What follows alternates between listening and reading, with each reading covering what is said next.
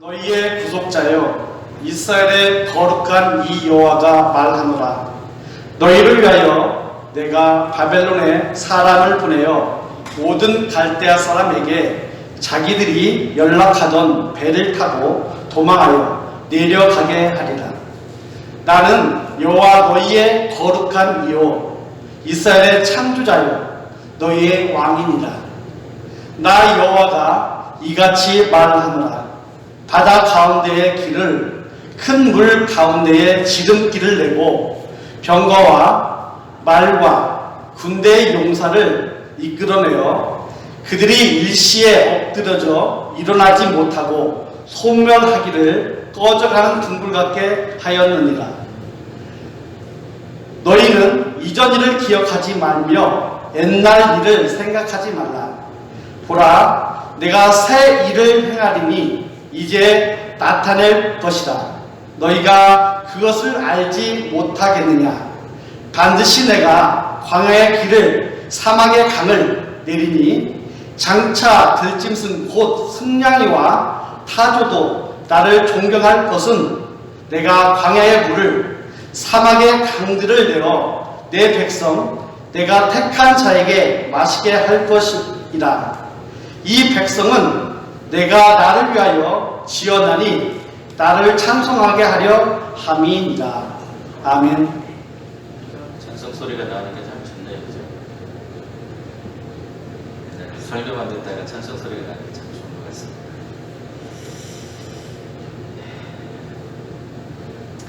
그리스도인으로 신앙생활을 할 때 우리에게 주요 요소가 있다면 뭐가 있을까를 생각해 보면 말씀도 있을 것이고 또 기도도 있을 것이고 또 그 중에 하나는 오늘 찬양대원들이 하신 것처럼 찬양을 뽑을 수 있을 것 같습니다. 이처럼 찬양이라고 하는 것은 신앙생활에 있어서 빠질 수 없는 것 중에 하나라고 해도 틀리지 않을 것 같아요. 그런데 우리가 평탄하고 좋을 때 기쁘게 찬양할 수 있지만 힘들고 어려운 일 가운데 빠지게 되면 쉽게 잃어버리는 것 중에 하나가 바로 찬송하는 일일 것 같습니다. 오늘은 출애굽기의 말씀을 한 주 쉬고요. 찬양대 헌신 예배로 드리면서 이사야서의 말씀을 중심으로 해서 그리스도인은 어떤 사람들이고 특별히 우리가 그리스도인 중에서도 찬양대로 부름받은 우리의 사명이 무엇인지를 함께 묵상하고 은혜를 나눌 수 있었으면 좋겠습니다. 오늘 함께 묵상할 말씀 보겠습니다. 21절 말씀입니다. 같이 한번 읽어보겠습니다. 이 백성은 내가 나를 위하여 지었나니 나를 찬송하게 하려 함이니라. 아멘. 바로 21절의 말씀을 중심으로 해서 오늘 우리가 설교의 제목을 잡을 수 있었습니다. 우리가 하나님께 찬양하도록 찬송하도록 지음받은 사람이라고 하는 것이죠. 그렇다면 우리가 찬양할 분, 우리가 찬양해야 할 대상은 어떤 분이신가? 오늘 본문은 두 가지 이야기, 세 가지로 하나님에 대해서 이야기를 하는데요. 첫 번째로는 거룩하신 분이다 라고 하는 이야기를 하고 또 두 번째로는 창조하신 분이다. 그리고 마지막 세 번째로는 왕이신 분이시다 라고 하는 이야기를 들려주고 있습니다. 인류 역사의 흐름을 이야기해보라면 구속사, 우리를 구원하시는 하나님의 역사라고 해도 다르지 않을 것 같아요. 앞에 그림을 보시면 죄의 사슬에 매여있던 사람이 하나님의 사랑 예수 그리스도를 통해서 그 죄로부터 자유함을 얻는 그런 그림이 보여지고 있습니다. 이처럼 하나님은 이스라엘의 구원을 위해서 이사야 시대에 바사라고 하는 제국을 일으켰고 바벨론을 칠 수 있도록 하셨습니다. 이 일을 행하신 분이 바로 이스라엘의 거룩하신 분이고 창조주이고 그리고 왕이라고 오늘 소개하고 있어요. 과거에 이스라엘이 출애굽할 때 홍해를 가르시고 애굽의 군사들을 수장시킨 역사에 대해서 오늘 본문 이사야가 이야기를 하고 있습니다. 그 하나님이 바로 바벨론으로부터 그들을 구원하시기 위해서 더 크고 놀라운 새 일을 행하실 것이라고 오늘 이사야가 말해주고 있다는 겁니다. 여기서 말하는 거룩이라고 하는 그런 이야기를 하는데요. 하나님이 거룩하다라고 할 때 거룩하다라는 말은 전에도 한번 제가 설명을 드렸었는데 카도슈라고 하는 그런 말이 쓰였습니다. 본래는 이 속된 것으로부터 분리되어 있다 이런 뜻을 가지고 있어요. 다시 말하면 하나님은 죄와 관계 없으신 분이시기 때문에 오늘 우리를 구원하실 수 있는 유일한 분이라고 하는 뜻을 가지고 있는 것이 거룩이라고 하는 말 속에 담겨 있다고 할 수 있을 것 같습니다. 광야의 길을 그리고 사막의 강을 내시는 하나님으로도 우리는 그분을 알 수 있습니다. 그래서 그분을 우리가 뭐라고 부르냐면 창조주라고 부릅니다.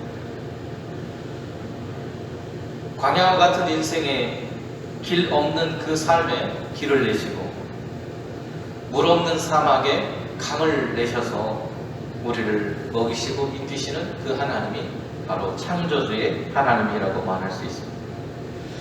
하나님은 불가능한 일을 가능하게 하시는 분이라고 하는 의미도 담겨 있을 것입니다.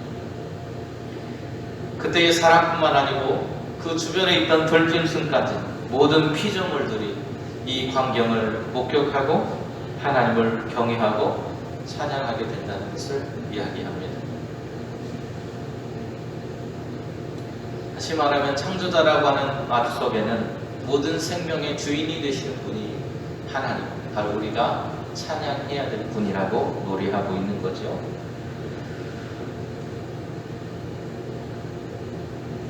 세상을 창조하시고 인간을 창조하신 하나님, 그리고 죄와 사망의 권세 아래 죽어가는 인생을 회복하시고 구원하실 분, 바로 그분이 온 세상에 참된 왕으로 우리를 보호하고 다스릴 분이라고 말하고 있는 겁니다. 여기 그림을 보시면 어깨에 짐승과 그리고 어린아이를 이렇게 둘러매고 그들과 함께 즐거운 그런 표정을 짓고 있는 모습을 볼 수 있습니다. 하나님은 이처럼 우리와 함께 하시고 우리의 인생을 지키시고 돌보시고 또 세상의 풍파로부터 험난한 삶으로부터 우리를 지켜주시는 우리의 진정한 왕으로 우리의 삶 가운데 계신 분이라고 하는 것을 오늘 본문 이사야서는 이야기하고 있습니다. 그 하나님이 우리를 지으셨다라고 말하고 있어요. 왜 하나님께서 우리를 지으셨는가? 우리를 창조하신 목적이 무엇인가? 그리고 우리가 그 하나님을 노래한다라고 하는 것은 무엇을 말하는 것인가? 이 두 가지가 두 번째 주제의 키워드라고 할 수 있습니다. 성경은요, 우리를 지으신 목적이 있다고 말합니다. 왼쪽에 보면 온 세상을 창조하시는 하나님의 손이 보입니다. 하나님께서 온 세상 우주 만물을 창조하셨다는 거예요. 그런데 하나님의 그런 창조에는 목적이 있다는 것입니다. 목적 없이 무작정 모든 것을 지은 것이 아니고 특별히 그 안에 있는 온 우주 만물을 지으실 때 사람을 지으셨는데 그 사람을 지으신 목적이 있다고 말하고 있어요. 그것이 오늘 본문에 하나님을 향해서 찬송을 부르게 하기 위해서라고 말하고 있습니다. 오른쪽 그림을 보시면 사람들이 노래 부르면서 손을 높이 들고 있죠. 하나님을 향한 찬양을 하고 있는 거예요. 하나님께서는 우리를 창조하실 때 단순하게 하나님이 부리시는 피조물로서 창조하신 것이 아니라고 하는 겁니다. 우리들을 하나님의 형상을 따라서 사랑으로 창조하셨습니다. 그리고 하나님과 동행하면서 하나님의 영광을 입은 영광된 존재로서 그 영광을 찬양하는 존귀한 존재로 창조되었다는 거예요. 그냥 값어치 없이 우리를 창조하신 것이 아니라 귀하고 복된 존재, 그리고 자유함을 누릴 수 있는 그런 존재로 우리를 창조하셨어요. 그러기에 하나님의 백성으로서 우리가 해야 될 일이 뭐냐? 바로 그렇게 우리를 창조하신 하나님의 그 은혜와 사랑을 기뻐하고 노래하는 것입니다. 그것이 마땅히 해야 될 도리라는 거예요. 자연적으로 그 입술에서 찬양이 흘러나와야 하는 것입니다. 오늘 본문 이사야서 43장 21절에 찬송을 부른다는 그런 말이 나와요. 찬송을 부른다. 이 찬송을 부른다라고 하는 것은 우리가 찬송하면 대부분 사람들이 뭐라고 생각하냐면 노래 부르는 것 이렇게 생각을 해요. 그러나 찬송이라고 하는 것은 단순히 노래 부르는 것을 넘어서는 겁니다. 하나님에 대한 감격과 감사가 그 안에 담겨 있어야 돼요. 하나님을 만나는 기쁨이 그 안에 있어야 됩니다. 음악적인 어떤 특별한 방법을 통해서 표출되어지는 그것 이전에 하나님에 대한 감사와 감격이 오늘 우리의 마음속에 있어야 된다는 것. 우리의 마음으로부터 흘러나오는 것, 그것이 우리의 몸짓이 되었든 입술의 노래가 되었든 그것이 시편 기자가 하는 것처럼 시가 되었든 어떤 방법으로 오늘 우리의 마음에 있는 것을 고백하더라도 그것이 찬송이라고 하는 것을 알아야 합니다. 찬송을 부른다는 것의 의미를 굳이 음악적인 표현을 통해서 한정짓는다는 것은 무리가 있을 것 같아요. 단순히 그것만을 가리키는 것이 아니라는 겁니다. 하나님께서는 방법보다는 우리의 항상 중심을 보시는 분입니다. 우리가 어떤 마음으로 하나님을 향해서 노래하고 있는가, 우리가 어떤 마음으로 하나님을 바라보고 있는가, 그것을 보신다는 겁니다. 우리의 마음의 중심에 하나님의 예수 그리스도를 통한 구원의 감사가 있는가, 하나님이 나를 구원하신 것에 대한 감격하는 마음이 있는가, 그 마음의 고백 자체가 하나님을 향해서 내가 드릴 수 있는 찬송이라고 하는 것입니다. 그 하나님에 대한 감사와 감격이 시로 나올 수도 있고 그림으로 나올 수도 있고요. 어떤 방법으로도 나올 수 있다는 거예요. 그것이 음악가에게 들려지면 노래가 작곡이 될 것이고 미술가의 손에 들려지면 아름다운 그림이 나오겠죠. 이처럼 찬송이라고 하는 것은 좁은 의미로도 노래라고 하는 그런 의미로도 들려질 수 있겠지만 넓은 의미로 보면 모든 우리가 살아가는 삶의 모습이라고 해도 다르지 않을 것입니다.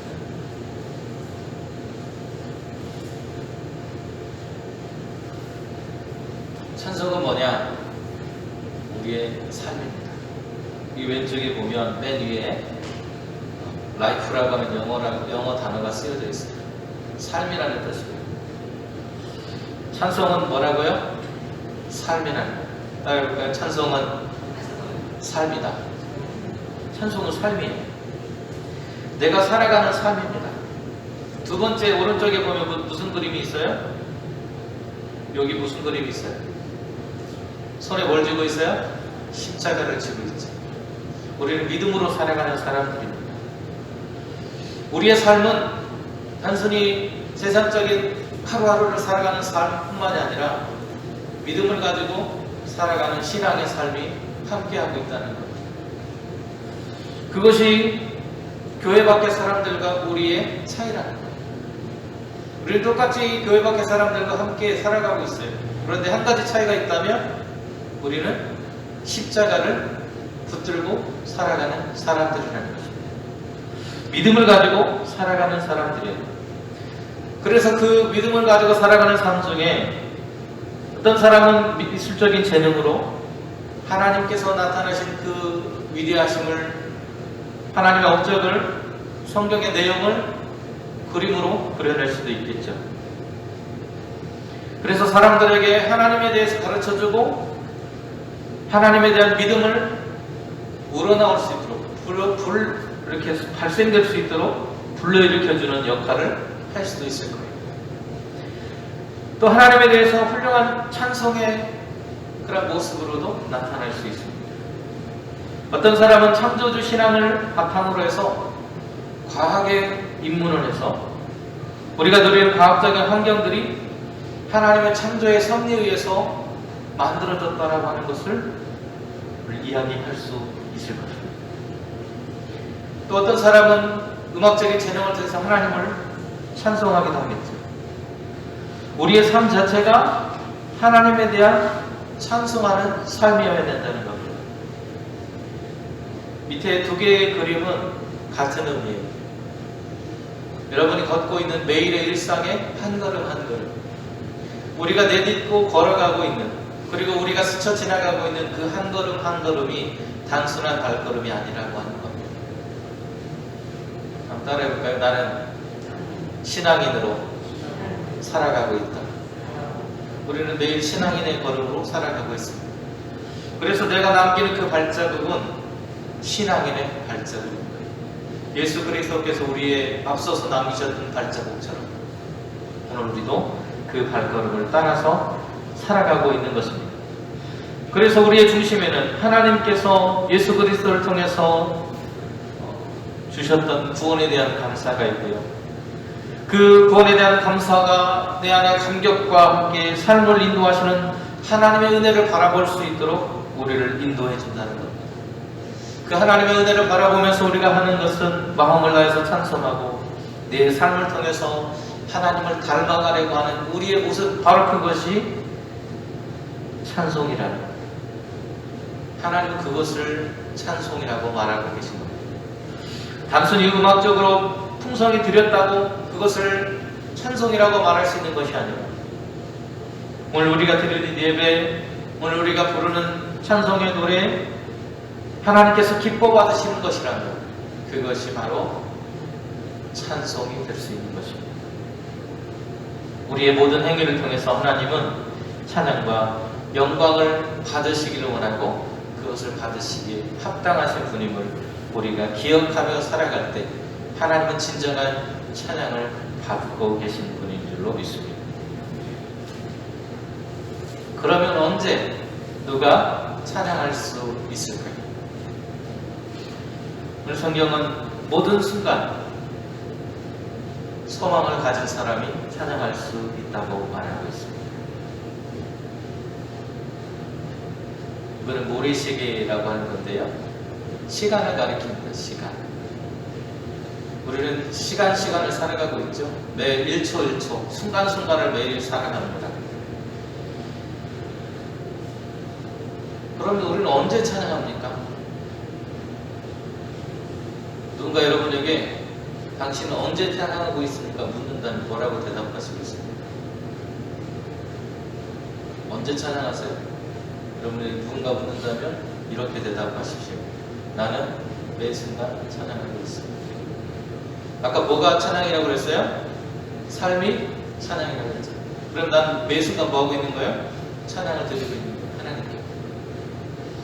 늘 행복하고 즐겁고 한 순간만이 우리에게 있습니까? 그렇지 않죠. 정말 지긋지긋한 시간들이 더 많잖아요. 그렇죠? 그 지긋지긋한 시간에도 우리는 찬양하고 있다는 거예요. 그런데 정말 하나님을 찬양할 수 있는 사람은 어떤 사람일까요?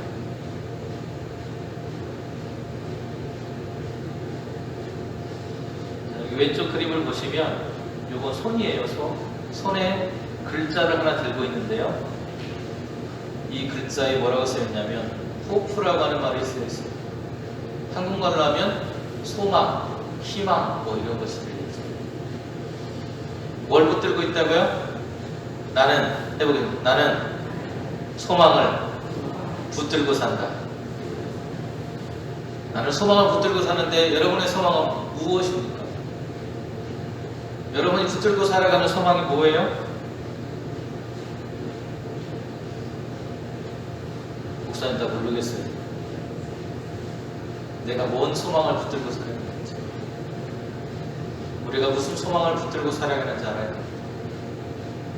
하나님이 우리의 소망입니다. 먼저는 하나님이 우리의 소망일 수밖에 없어요. 세상 어떤 것도 영원할 수 없기 때문에 영원한 소망이 되실 수 있는 하나님만이 우리의 진정한 소망입니다. 그리고 그 하나님께서 우리에게 주신 약속이 소망입니다. 우리의 소망은 부를 많이 갖는다거나 권력을 받는다거나 명성이 높아진다거나 이런 것들이 아니라 하나님의 약속을 붙들고 하나님을 바라보고 살아가면 진정으로 소망을 가진 사람인 줄로 믿습니다. 하나님은 출애굽의 이야기를 말씀하셨다고 설교를 시작하면서 첫 서두에 말씀을 드렸어요. 기나긴 포로 생활 430년이라고 하면 정말 지긋지긋한 시간. 우리 지금 코로나 3년째 지나고 있는데 지긋지긋하잖아요, 그죠? 3년만 지나도 이렇게 지긋지긋한데 무려 430년을 종노릇하면서 살았습니다. 얼마나 지긋지긋했을까요? 그 기나긴 포로 생활로 인해서 사람들은 낙심에 있었습니다. 하나님의 존재를 잃어버리고 있었어요. 그들에게는 희망이라고는 보이지 않았습니다. 이걸 벗어날 수 있습니다. 그 희망을 바라보고 믿음을 가질 수 있는 것은 과거에 행하셨던 하나님의 구원의 역사를 기억하는 사람만이 할 수 있었습니다. 출애굽의 역사에 대한 이야기를 들려주셔 지금 이사야에게 들려주고 있어요. 바벨론의 포로로 인해서 그들은 이제 70년이라고 하는 포로의 생활로 접어들어가고 있습니다. 이제 곧 그렇게 되고 있는 사람들이 출애굽의 430년 그 역사 속에 그들이 하나님을 바라보면서 하나님 붙들었을 때 소망을 가지고 살아갈 수 있었던 것처럼 지금 당하고 있는 그들의 고난, 부르짖음, 고통, 과거에 역사하셨던 강한 손과 편팔과 큰 위험과 이적과 기사를 통해서 이집트의 그 강한 세력으로부터 힘으로부터 그들을 건지시고 인도해 내셨던, 그래서 약속의 땅으로 그들을 이끌어 주셨던 그 하나님이 나의 소망이라고 하는 것을 붙들었다는 것입니다. 하나님은 홍해를 가르셨고 그들 그렇게 지긋지긋하게 짓눌러 왔던 애굽의 병사들을 홍해 바닷속에 가라앉히셨습니다. 그리고 그들을 구원해 주셨습니다. 그들을 모두 수장시켜 버렸습니다. 지금까지 지나온 고난과 절망의 시간을 하나님은 기억하지 말라고 말씀합니다. 오른쪽에 있는 그림은요, 시편 기자의 말입니다. 41편 5절 말씀. 너는 하나님께 소망을 두라. 우리의 소망은 하나님께 있습니다. 고난과 절망의 시간을 기억하지 말라는 것은 그때의 그 아픔 속에 잠식되지 말고 소망이신 하나님을 붙들으라고 하는 것입니다. 너는 이전의 일을 기억하지 말며 옛날 일을 생각하지 말라. 반드시 내가 광야의 길을 사막에 가는다. 절망적인 상황, 광야 같은 그들의 삶에, 사막과 같은 척박한 그들의 인생에 하나님께서 생명의 물을 주시고 길을 내주심으로 그들이 나아갈 길을 형통하게 하시고 그들에게 소망을 주셨던 그 하나님을 붙들고 살아갈 때 우리는 찬송할 수 있고 기뻐할 수 있게 될 것입니다. 그러면 찬양대는 뭐하는 사람들이냐? 이사야가 노래했던 거룩하신 분, 세상을 창조하신 창조주, 우리의 왕이신 하나님께서 행하셨던 구원의 역사, 그리고 앞으로 우리의 삶을 통해서 행하실 하나님의 나라를 향해서 나아갈 우리의 삶을 이끌어 가실 그 하나님에 대해서 믿고 세상의 절망과 군심을 넘어서 소망의 나라, 소망의 순간을 바라보며 살아가는 사람들이, 그들을 대표하는 사람들이 누구냐? 찬양대요. 바로 여러분이에요. 그럴 때면 여러분이 해야 할 일은 뭐냐? 하나님의 영광을 드러내기 위해서 매일의 삶을 살아야 됩니다. 그냥 교회 가서 노래하는 것만으로 끝나는 게 아니에요. 어디서요? 우리 가정으로 돌아가서 진짜 찬양대의 삶을 시작하는 거예요. 하나님께서 행하신 은혜를 기뻐할 줄 알아야 됩니다. 그리고 그 주신 은혜들을 감사하며 노래할 수 있어야 돼요. 바로 그 사명을 가진 것이 여러분임을 오늘도 기억하며 살아갈 수 있기를 간절히 소망합니다. 기도하시겠습니다. 은혜로우신 하나님, 오늘도 함께 해주셔서 감사합니다. 오늘 하나님께서 이스라엘에게 베푸셨던 거룩하신 분으로, 세상의 창조자로, 왕으로 그들의 절망과 고통 속에서 건져주시고 소망을 주셨던 것처럼 코로나와 일상의 어려움 속에 허덕이는 우리에게 하나님 소망을 주시고 하나님을 노래할 수 있는 우리의 마음과 생각을 주셔서 하나님과 함께 기뻐하며 찬송하며 살아가는 복된 인생이 될 수 있도록 허락하여 주옵소서. 예수님의 이름으로 기도드립니다. 아멘.